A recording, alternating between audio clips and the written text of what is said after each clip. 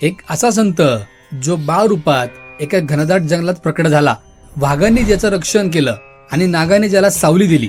एक असा माणूस जो आफ्रिकेत संत टोमो, अरब देशात नूर मोहम्मद खान, जपानमध्ये मिस्टर जॉन आणि महाराष्ट्रात श्री शंकर महाराज म्हणून ओळखले जात होते. एक असा सिद्ध पुरुष ज्याच्यासाठी साक्षात हनुमंतराय पहारा देत होते. आणि सगळ्यात थक्क करणारी गोष्ट म्हणजे समाधी घेतल्यानंतरही तब्बल 8 वर्षानंतर एक सामान्य माणूस त्यांच्याशी रोज गप्पा मारत होता पुण्याच्या लकडी पुलावर. आणि त्याला माहितीच नव्हतं की तो ज्यांच्याशी बोलतोय ते या जगात राहिलेलंच नाहीये. आज आपण जाणून घेणार आहोत योगीराज सद्गुरू श्री शंकर महाराजांचं संपूर्ण चरित्र, त्यांचं दिव्य जन्म, त्यांच्या अविश्वसनीय लीला, त्यांचे जगभरातील रूप आणि त्यांची अंतिम समाधी, ज्याची तारीख त्यांनी अगोदरच सांगून ठेवली होती. व्हिडिओ शेवटपर्यंत पहा, कारण शेवटचा प्रसंग ऐकून तुमच्या अंगावर देखील काटा येईल. नमस्कार, स्वागत आहे आपल्या रापची व्हिडिओमध्ये. नाशिक जिल्ह्याजवळील सटाणा तालुक्यातील अंतापूर एक छोटं दुर्गम गाव. या गावात नारायण उर्फ चिमणाजीत अंतापूरकर आणि त्यांची पत्नी हे दोघे ब्राह्मण दाम्पत्य राहत होते. अत्यंत गरीब, दुःखी आणि निपुत्रिक होते. दोघेही महादेवांचे निस्सीम भक्त. दर सोमवारी उपवास करणं, महाशिवरात्रीचा उत्सव साजरा करणं हाच त्यांचा जीवनक्रम. वर्ष उलटली पण घर रिकामच होतं. इसवी सन 1785च्या सुमारास कार्तिक महिन्यातील एका शांत मध्यरात्री अचानक दोघांची झोप मोडली. घरात दिव्य तपस्वी उभे होते. त्यांच्या उपस्थितीने संपूर्ण घरभर प्रकाश भरून गेला. दाम्पत्याने लगेच त्यांचे चरणवंदन केले. तपस्वी म्हणाले, आजपासून तुमचे दुःख संपले. स्वयं भगवान शिव तुमच्या गावात बाळ रूपात अवतरले आहेत. दावल मलिक पर्वतात ते तुमची वाट पाहत आहेत. जा आणि जगाच्या कल्याणासाठी जन्मलेल्या त्या बाळाला घरी आणा. असं म्हणत ते क्षणात अदृश्य झाले. आनंद अश्रूंनी भारावलेले दाम्पत्य रात्रीच जंगलाकडे धावत निघाले. काळोख, काटेरी वाटा, दगड काहीच त्यांना जाणवत नव्हतं. पहाटे एका झाडाखाली त्यांना एक अद्भुत दृश्य दिसलं.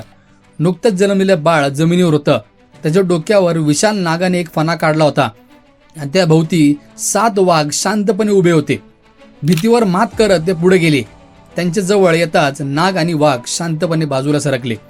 चिमणाजींच्या पत्नीने बाळाला छातीशी धरलं आणि चमत्कारच घडला.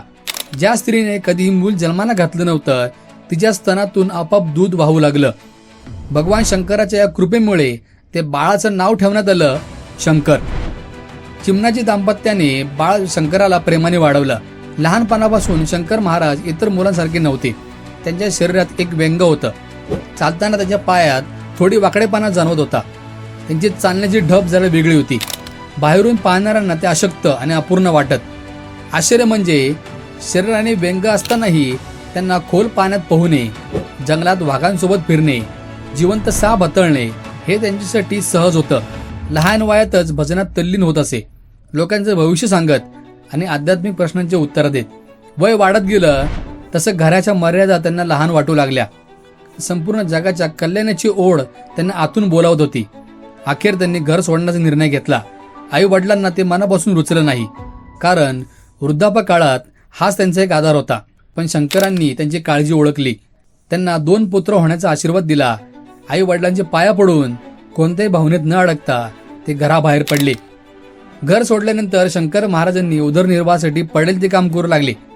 एकदा दगडू साळी यांच्या तमाशात ते सोंगाड्याचं काम करत होते. नाटकात चिलिया बाळाचा वध हा प्रसंग सुरू होता. भगवान शिवाची भूमिका करणाऱ्या नटाने आज्ञा दिली, मारा त्याला. नाटकात पूर्णपणे तल्लीन झालेल्या शंकराने खरोखरच देवाची आज्ञा मानून त्या मुलाचं डोके खरोखर उडवले. क्षणात गोंधळ उडाला. लोक ओरडू लागले, खून खून. शंकर घाबरला आणि देवाला हाक मारली, हे तर तुझ्या आज्ञेनेच झालं देवा, आता तूच मला वाचव. तेवढ्यात एक दिव्य पुरुष प्रकट झाले. त्याने शांतपणे मुलाचे मुंडके धडावर ठेवले. सर्वांच्या डोळ्यासमोर तो मुलगा जिवंत झाला. लोक जयघोष करू लागले. तेवढ्यात शंकर तिथून पळू लागला.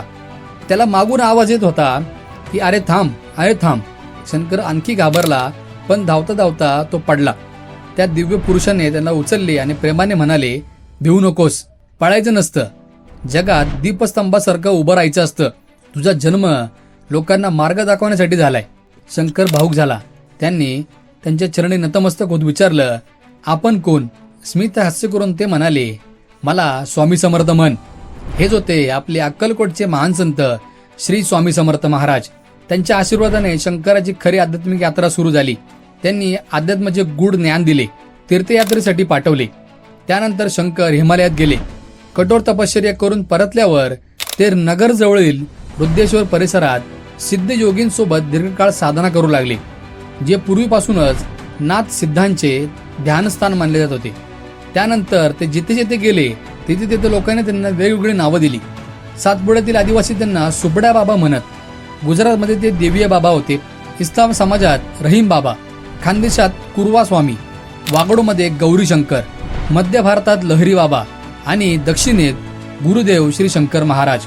एकच संत पण असंख्य रूपे. त्यांची कीर्ती भारतपुरती मर्यादित नव्हती. आफ्रिकेत ते संत टोमो, अरब देशात नूर मोहम्मद खान किंवा नूर चाचा, तर जपान आणि इंग्लंडमध्ये मिस्टर जॉन म्हणून ओळखले जात होते. जपानमध्ये तर त्यांच्या भक्तांची संख्या मोठी असल्याचे सांगितलं जातं. पुण्यातील परांजपे यांच्या घरी एका जपानी चित्रकाराने महाराजांची चित्र काढल्याची कथा आजही भक्तांमध्ये सांगितली जाते. आणखीन एक अद्भुत गोष्ट म्हणजे स्वतःला साधा आणि अशिक्षित म्हणवणारे महाराज अनेक भारतीय भाषा सहज बोलत होते. जो भक्त ज्या भाषेत बोलायचा त्याच भाषेत त्यांना ते उत्तर द्यायचे. इतकंच काय, ते एका रशियन दाम्पत्याशी थेट रशियन भाषेत संवाद साधला. भाषा, देश, धर्म कोणत्याही सीमा त्यांना थांबवू शकले नाही. ते एका धर्माचे नव्हते तर संपूर्ण मानवजातीचे संत होते. श्री शंकर महाराज सिगरेट ओढतात हे अनेकांना आश्चर्यकारक वाटतं, पण त्यामागे एक खोल आध्यात्मिक अर्थ आहे. महाराज अवधूत परंपरेतील एक सिद्ध संत होते, म्हणजेच बाह्य नियम, आचार किंवा समाजाच्या चौकटीमध्ये न अडकणारे ते योगी होते. भक्तांच्या मते महाराज सिगरेट ओढताना अनेक भक्तांचे दुःख, मानसिक क्लेश आणि कर्मदोष स्वतःकडे घेत असत. काही साधकांच्या अनुभवानुसार हा धूर त्यांच्या दृष्टीने एक प्रकारची सूक्ष्म आध्यात्मिक प्रक्रिया होती. ते व्यसन नव्हतं. त्यांनी कधीही कोणाला सिगरेट पिण्याचा उपदेश केला नाही. या उलट, मी जे करतो ते तुम्ही करू नका असं स्पष्टपणे ठणकावून सांगायचे. श्री शंकर महाराजांच्या आयुष्यात अनेक प्रसंग घडले जे सामान्य बुद्धीच्या पलीकडचे वाटतात. नाशिक येथे काबुली बाबांकडे मुक्कामी असताना नागपूरचे ताजुद्दीन बाबा स्वतः त्यांच्या दर्शनासाठी आले होते. महाराज विश्रांती घेत असताना ताजुद्दीन बाबा त्यांच्या झोपेवर पहारा देत होते. काही लोक त्यांना त्रास द्यायला यायचे, पण जेव्हा ते जवळ येत तेव्हा त्यांना ताजुद्दीन बाबांच्या जागी साक्षात हनुमंत रूप दिसत होतं आणि ते घाबरून मागे फिरत होते. ज्या संतांसाठी हनुमंत स्वारींनी पहारा दिला त्यांच्या शक्तीची कल्पना वेगळीच होती. हैदराबादच्या पहिल्या निजामाचे ते आवडते संत होते, पण दुसऱ्या निजामाने त्यांच्या दिवाणाच्या सांगण्यावरून त्यांना राजवाड्यातून बाहेर काढले. हा अपमान महाराजांना सहन झाला नाही. ते रागाने गावाबाहेर बसले आणि काही वेळातच आकाश काळे झाले. वादळ घोंघवलं आणि पाऊस कोसळला. नदीने रौद्र रूप धारण केलं. काही वेळात गावात पाणी घुसू लागले. निजाम घाबरला. त्याने गावाबाहेर जाऊन बसलेल्या महाराजांची माफी मागितली. राज सिंहासनावर बसून त्यांची पूजा केली. तेव्हा महाराज शांतपणे म्हणाले, अरे, गुरुचरित्रातील तो धोबी तूच आहेस. हे राज्य मीच दिलं आणि तू मलाच विसरलास. आता तुझ्या वैभवाचा अंत जवळ आलाय. काळाच्या ओघात हे शब्द अक्षरशः खरे ठरले. एकदा सोलापूरच्या जक्कलांच्या मळ्यात स्वामी समर्थांची पुण्यतिथी साजरा होत होती. जेवणाची तयारी झाली होती, पण खिरीच्या पातेल्यात एक चिमणी मरून पडली. आता जेवण कसे द्यायचे हा सर्वांना प्रश्न पडला. कोण जाणे कुठून तरी शंकर महाराज इथे आले. त्यांनी हळुवारपणे ती मृत चिमणी उचलली आणि क्षणार्धात ती चिमणी जिवंत होऊन उडाली. महाराज शांतपणे म्हणाले, आता कोणाची काय तक्रार आहे का? वाडा पंगत. श्री शंकर महाराजांनी समाधीनंतरही अनेक लीला केल्या. त्यातीलच एक थक्क करणारी कथा तुम्हाला सांगतो. पुण्याच्या लकडी पुलावर एक गृहस्थ रोज एका वृद्ध माणसाची गप्पा मारायचा. दोघांची चांगली मैत्री जमली. एके दिवशी त्यांनी विचारलं, तुमचे नाव काय?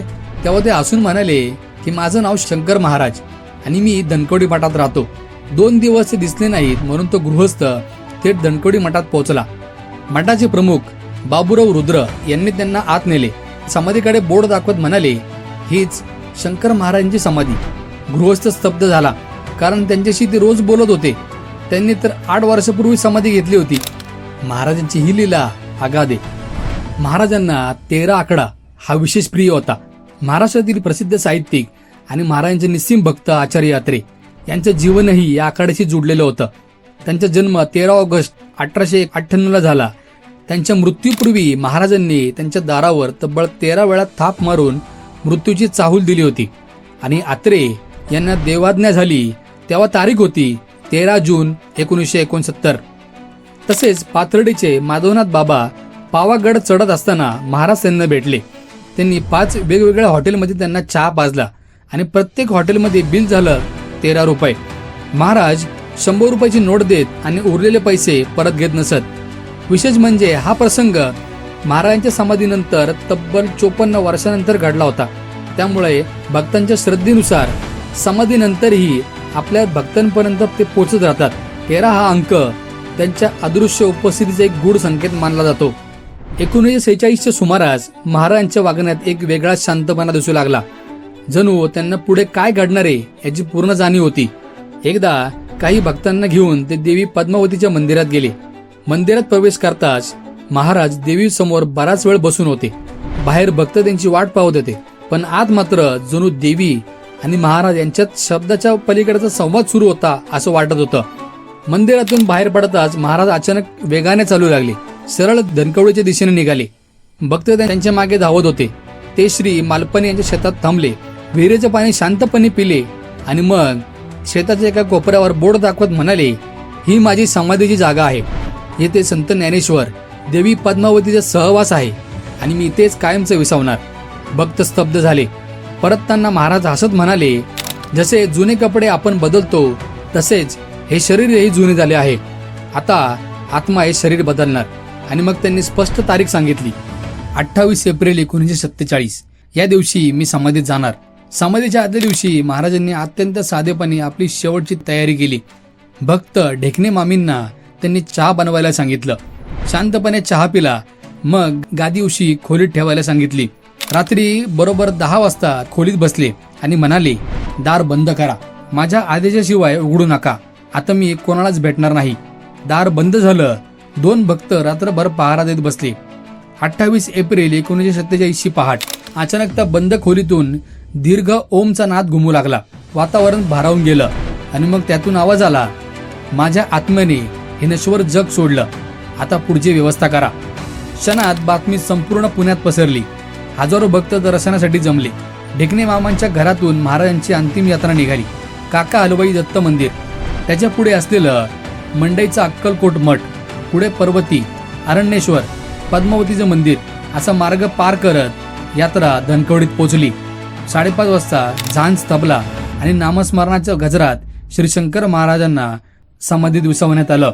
सुरुवातीला काही विटा, त्यावर छोटासा शेड आणि पुढे उभं राहिलं आजचं भव्य श्री शंकर महाराज समाधी मंदिर, जेथे आजही भक्तांना त्यांच्या जिवंत उपस्थितीचा अनुभूती मिळते. तर आपल्याला महाराजांचे संपूर्ण चरित्र कसं वाटलं हे आम्हाला नक्की कमेंट बॉक्समध्ये कळवा. आणि महाराजांचे हे चरित्र सर्व लोकांपर्यंत नक्की सांगा. हेच महाराजांसाठी खरी सेवा असेल. आणि अशाच नवनवीन व्हिडिओसाठी रापचिकला सबस्क्राईब आणि इंस्टाग्रामवर फॉलो करायला विसरू नका.